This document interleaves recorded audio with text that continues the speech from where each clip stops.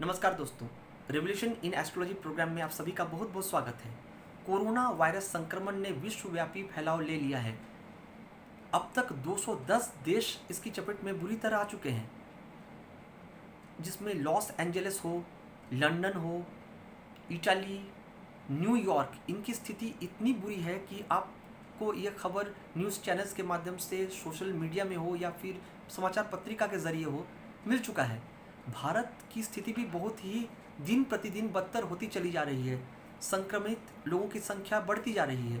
अब सवाल एक है जो आपके मन में बार बार उत्पन्न हो रहे हैं और डर का भी कारण है कि क्या हम इस स्थिति से उबर सकते हैं या कि यह स्थिति दिन प्रतिदिन खराब हो जाएगी। तो ग्रहों के आधार पर मैंने पिछले वीडियोस में आपको कहा कि 13 अप्रैल 2020 के बाद से जो अगला 60 दिन है, अर्थात जून के मध्य तक आते आते स्थिति में काफ़ी हद तक सुधार देखने को मिल सकता है, क्योंकि मंगल अपनी उच्च राशि मकर में है और सूर्य भी अपनी उच्च राशि मेष में बैठा हुआ है, जहां मंगल की चतुर्थ दृष्टि उन पर पड़ रही है। इस कंजंक्शन के होने की वजह से हमारे मेडिकल साइंस या फिर जो हमारे वैज्ञानिक है वो औषधि या फिर वैक्सीन वगैरह का निर्माण करने में या ईजाद करने में सफल हो सकेंगे। लेकिन साथ ही साथ गवर्नमेंट द्वारा जो बताए गए कदम हैं, जैसे कि सोशल डिस्टेंसिंग को मेंटेन करना, बेवजह घरों से बाहर ना जाना, मास्क वगैरह का प्रयोग करना, अगर इसको हम भली भांति करें तो फिर स्थिति में काफ़ी हद तक सुधार देखने को मिल सकता है। गवर्नमेंट को भी चाहिए कि वो जो हमारे गरीब मजदूर हैं, किसान हैं और भी जिनको 2 वक्त का खाना सही ढंग से नहीं मिल पा रहा है, उन तक अगर ये फैसिलिटीज़ सही वक्त में सही ढंग से पहुंचाई जाए तो स्थिति में काफ़ी हद तक सुधार हो सकता है, क्योंकि ये भी हमारी देश के नींव हैं। अगर इनकी स्थिति बुरी हुई तो हमारे देश की स्थिति ऑब्वियसली बहुत ख़राब हो जाएगी और हमें इसका खामियाजा भुगतना पड़ेगा। क्योंकि शास्त्र एक चीज़ को मानता है, वो है, मुनि ऋषियों ने कहा है कि देश काल परिस्थिति के ऊपर भी कई सारी चीज़ें निर्भर करती हैं। यानी देश के राजा कौन हैं, तो हमारे प्रधानमंत्री जी हैं, तो उनके ऊपर और उनके द्वारा लिए गए फैसले भी ग्रहों के आधार पर सही होने चाहिए। अगर ये सही हो तभी बहुत सारी इवेंट्स को सही एक रास्ता मिल सकेगा। अब बात आती है जो मैं अपने प्रोग्राम के माध्यम से आप लोग सभी लोगों को बताना चाहता हूं और चाहता भी हूं कि ये चीज़ें प्रधानमंत्री जी और उन तक पहुंच सके, क्योंकि अधिक से अधिक आप इस पोस्ट को शेयर करें तो इससे हमारे देश को फ़ायदा मिलेगा। जैसे ये तथ्य जो है, जो कभी आप तक नहीं पहुंचा, कि चाइना क्यों इसकी उत्पत्ति का कारण बना। आप देखिए, चाइना की संख्या अल्फ़ाबेटिकली सी से आती है, तो सी लेटर 3 नंबर लेटर को डिनोट करता है। 3 लेटर जुपिटर से रिलेट करता है, यानी देवगुरु से। अब पिछले साल 2019 में ये घटना यानी इवेंट घटी नवंबर में। तो आप देखिए 2019 संख्या को अगर आप जोड़े 2 शून्य 1 9, तो 2 और 1 3 और 9 12, यानी मूल संख्या 3 बन करके आती है। तो ये भी एक बृहस्पति का ही कारण है। बृहस्पति किसी भी चीज़ को एक्सपेंशन देने में कामयाब होता है। खासकर जब नवंबर के महीने में ये घटना घटी थी, तब ग्रहों की स्थिति ऐसी थी कि धनु राशि चूंकि युद्ध की राशि मानी जाती है, क्षत्रिय वर्ण माना जाता है, तो वहाँ पर क्षत्रिय ग्रह मंगल की स्थिति थी, जो कि केतु के साथ उपस्थित थे।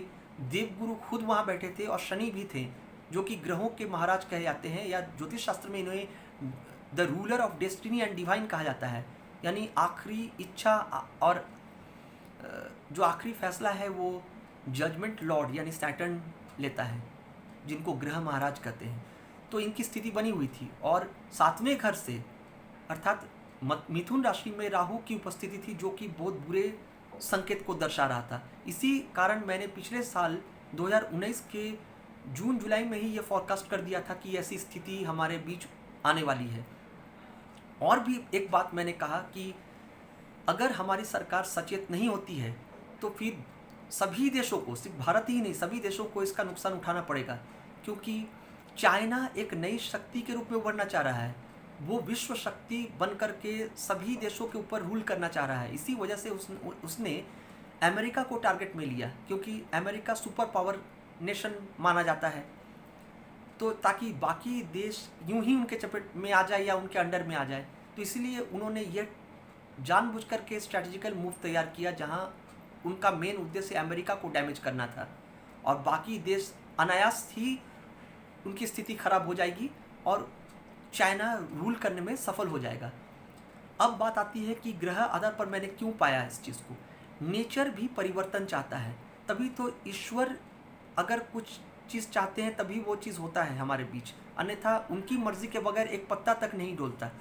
तो आप देखिए, अगर इन चीज़ों को आप सत्य माने तो मुनि ऋषियों के जो कथन है शास्त्र में कहे गए हैं तो वो भी सत्य हैं, क्योंकि युग परिवर्तन चाहता है। आप देखिए, बैलेंस हमारे प्रकृति का गड़बड़ा गया था। क्यों गड़बड़ाया था? आप अगर देखते हैं, ओजोन की परत खराब हो चुकी थी, लोगों का डिसिप्लिन बिगड़ चुका था, हमारा झुकाव भौतिक सुखों की ओर ज़्यादा हो गया था आध्यात्मिक सुख के कंपैरिजन से। लोग बेसिक डिसिप्लिन को फॉलो नहीं कर रहे थे। बाहर के खाना खाने पर या फिर बाहर की चीज़ों पर जो एंटरटेनमेंट की वस्तु है या फिर एंजॉयमेंट की वस्तुएं हैं उस पर हमारा झुकाव कुछ अधिक ही हो गया था। तो ये सभी चीज़ एक परिवर्तन चाह रहे थे, जिसको आप कह सकते हैं एक चेंज, एक ट्रांसफॉर्मेशन।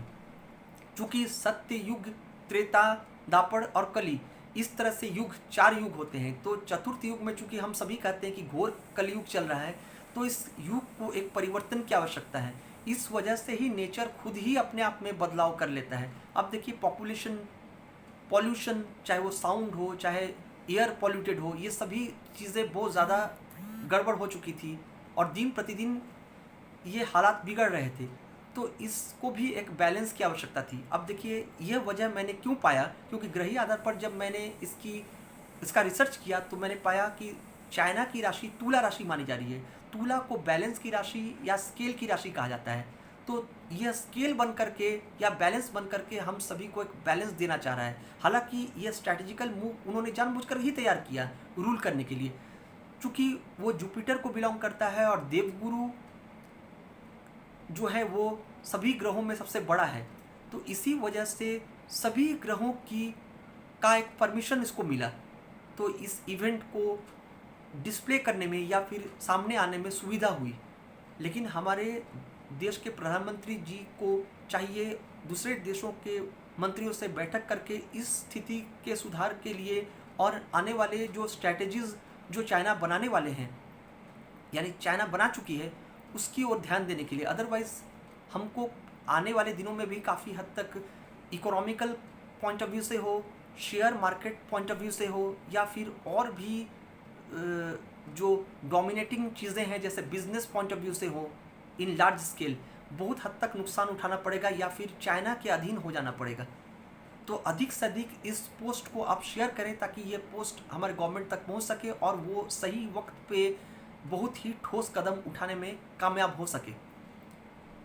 इन्हीं तरह के नए तथ्यों के साथ मैं अपने प्रोग्राम में फिर से आऊँगा और आप लोगों को नई चीज़ें बताऊँगा।